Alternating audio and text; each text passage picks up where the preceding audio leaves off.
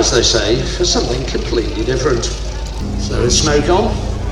Andrew Goodall in the Harvard.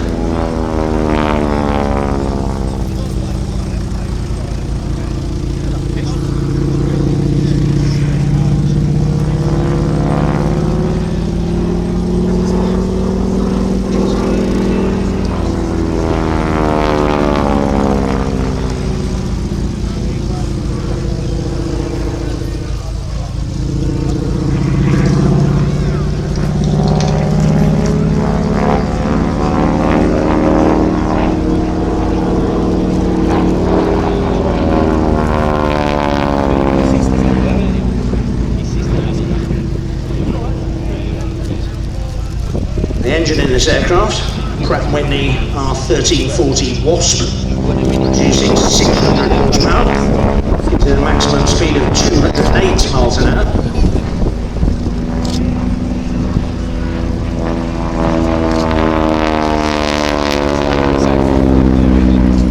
Now you see what I said about noisier?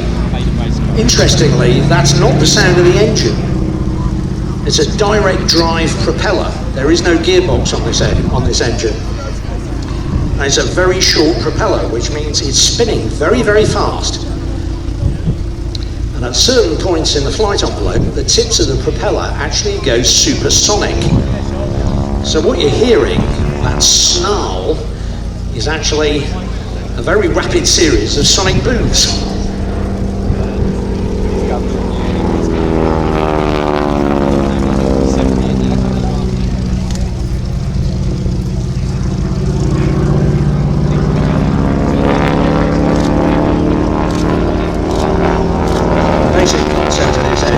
Successful, it was produced in so many different variants, it was just ridiculous. There was a fixed undercarriage version called the Yale.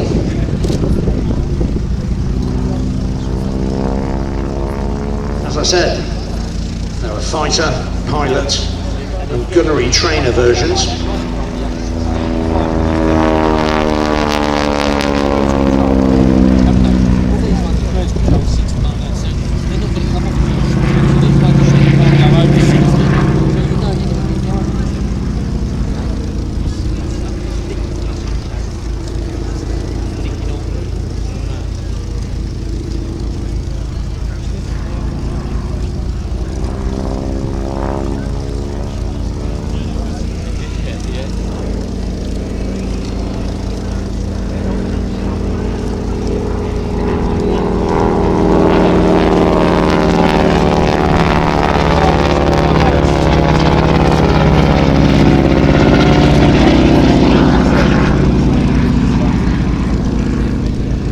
As you can imagine, at the end of the Second World War, there were tens of thousands of these aircraft up for disposal, as the air forces naturally shrunk at the end of the conflict. They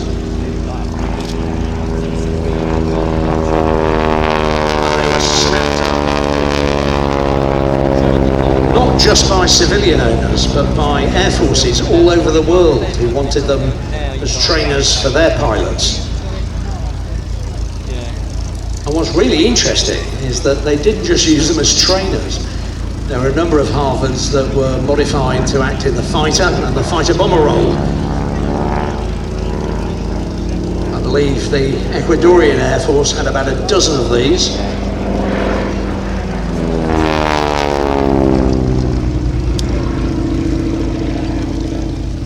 But they were literally to be found all over the world, in South America, Africa. A number of European air forces still using them as a trainer right up to the early 1960s.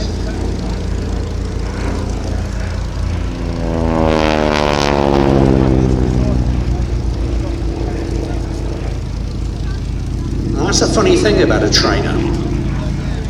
You don't want it to be too easy to fly, otherwise the trainee pilot isn't going to learn where the danger parts of the flight envelope are. You want it to be easy to fly, but you want it to be difficult to fly well.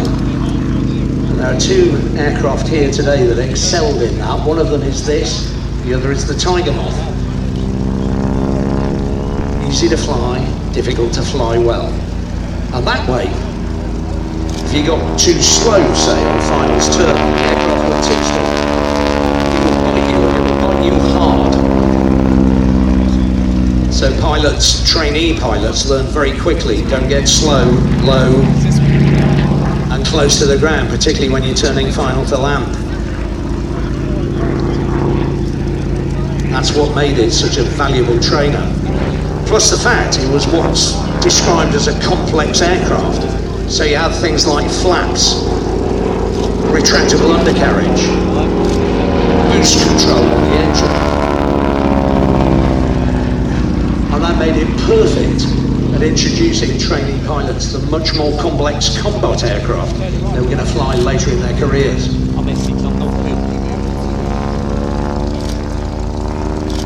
Now after his display, if you'd like to meet Andrew Goodall, he's doing a pilot meet and greet. That's at the T6 Harvard stand, just to the south near the hangars, south of the commentary point. Carl Booker did his apprenticeship in aircraft design with Svenska Aero AB, not to be confused with Saab, but a different aeroplane company in Sweden. He left them and founded his own company with his own ideas, Booker Aircraft, and started producing